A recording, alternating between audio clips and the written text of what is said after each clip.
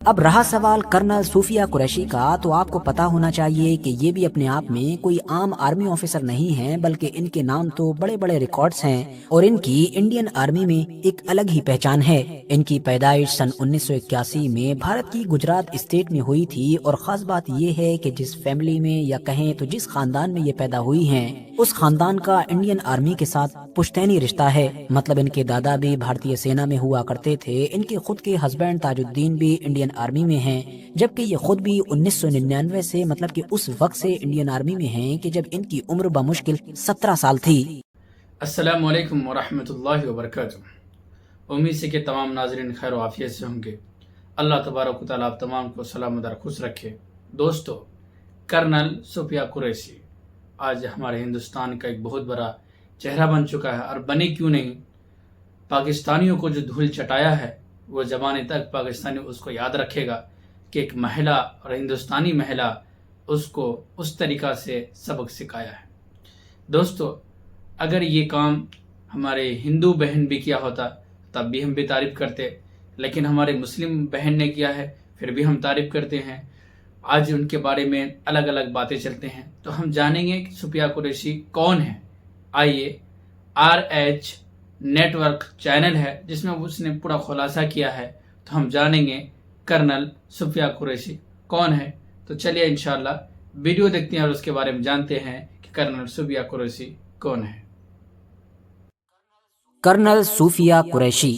نام تو اب تک آپ لوگوں نے سن ہی لیا ہوگا، سنیں گے بھی کیوں نہ، کیونکہ یہ نام اور یہ چہرہ پچھلے کچھ وقت سے انڈیا کے میڈیا اور سوشل میڈیا دونوں ہی جگہ پر سب سے زیادہ چھایا ہوا ہے، اور اس کی مین وجہ ہے 7 مئی 2025 کی رات میں انڈیا کی طرف سے پاکستان کے اندر کیا گیا وہ ملٹری آپریشن کہ جس کو آپریشن سندور کا نام دیا گیا ہے۔ ویسے تو بیچ رات میں ہی جیسے ہی انڈیا نے پاکستان میں لگ بھگ الگ الگ 9 ٹھکانوں پر میسائل اسٹرائکس کی تو فوراً ہی دنیا میں گدر مچ گیا تھا، بھوچال آ گیا تھا، مگر پھر بھی دیش ودیش کے تمام لوگوں کو انڈیا کی طرف سے کی جانے والی اس ایک پریس کانفرنس کا انتظار تھا کہ جس کے ذریعے سے وہ اس آپریشن سے جڑی ہوئی تمام انفارمیشن، تمام باریک چیزیں، تمام باریک جانکاریاں جان اور سمجھ سکیں۔ وقت گزرا، رات گزری، صبح ہوئی تو 10 سے 11 بجے کے وقت جا کر فائنلی اس پریس کانفرنس کا انتظار ختم بھی ہو گیا۔ لیکن جیسے ہی یہ پریس کانفرنس شروع ہوئی تو لوگ کافی حیران ہوئے، کیونکہ لوگوں کو کچھ ایسا دکھا کہ جس کی کسی نے امید نہیں کی تھی۔ مطلب کہ یہ ایک اپنے آپ میں ہسٹوریکل منظر تھا۔ میں کرنل صوفیہ قریشی اور میرے ساتھ ونگ کمانڈر ویومکا سنگھ آج آپ کو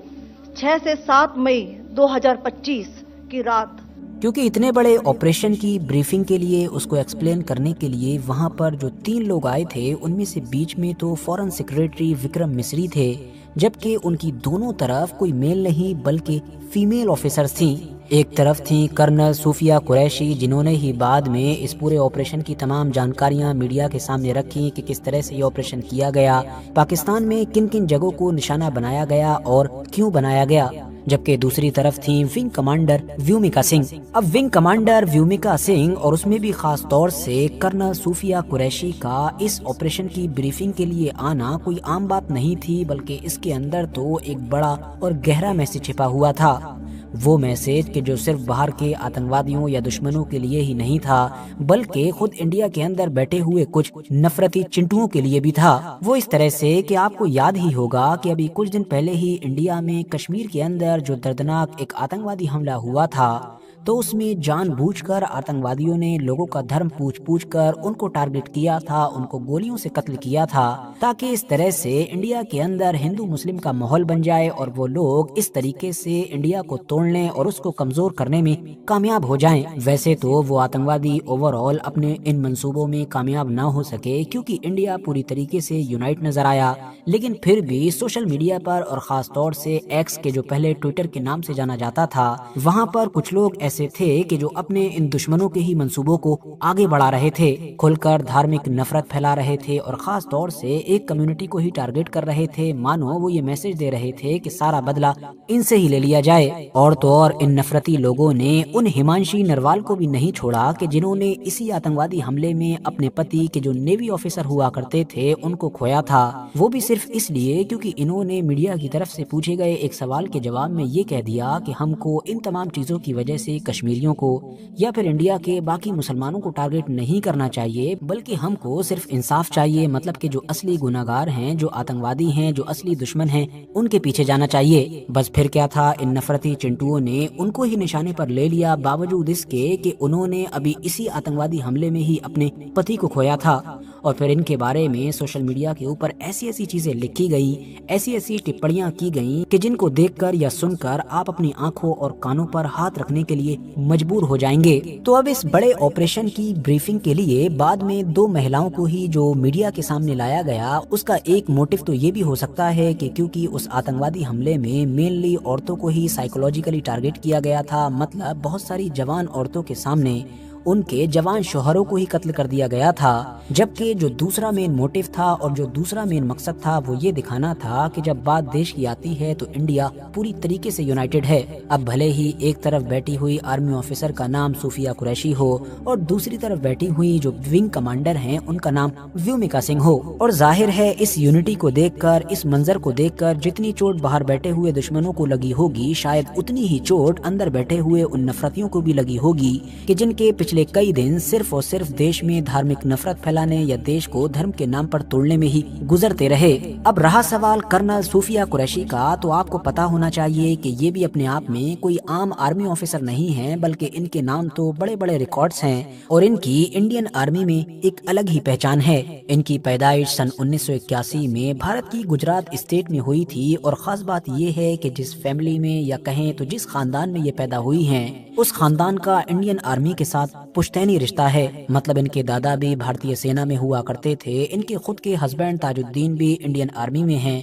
जबकि ये खुद भी 1999 से मतलब कि उस वक्त से इंडियन आर्मी में हैं कि जब इनकी उम्र बमुश्किल 17 साल थी। आपको जानकर शायद हैरानी होगी कि कर्नल सूफिया कुरैशी भारत के इतिहास की वो पहली महिला ऑफिसर थी कि जिन्होंने एक मल्टी नेशनल एक्सरसाइज में अपनी टीम को लीड किया था। मतलब कि एक 40 मेंबर्स की जो फौज थी उसको कमांड किया था, और ये हुआ था सन 2016 में। और उस एक्सरसाइज में कि जिसको दुनिया में एक्सरसाइज फोर्स 18 के नाम से जाना जाता था। मतलब ये एक तरीके का ऐसा इवेंट था कि जहाँ पर दुनिया भर के देश अपनी अपनी आर्मी को एक्सरसाइज के लिए भेजा करते थे। वहाँ पर ही ये पूरी दुनिया के सामने अपनी टीम को कमांड करने वाली, अपनी टीम को लीड करने वाली पहली भारत की महिला आर्मी ऑफिसर बनी थी। ये 2006 में उस वक्त भी चर्चाओं में आई थी कि जब ये यूएन के पीस कीपिंग मिशन का हिस्सा बनी थी। मतलब इनको यूएन के इस मिशन के अंडर में अफ्रीका के देश कॉन्गो भेजा गया था, जहां पर इन्होंने शांति स्थापित करने में बड़ा योगदान दिया था। बाकी सूफिया कुरैशी ने एक आर्मी इंस्ट्रक्टर के तौर पर भी काम किया है। अगर आप लोगों को नहीं समझ आया तो मैं आपको बता दूं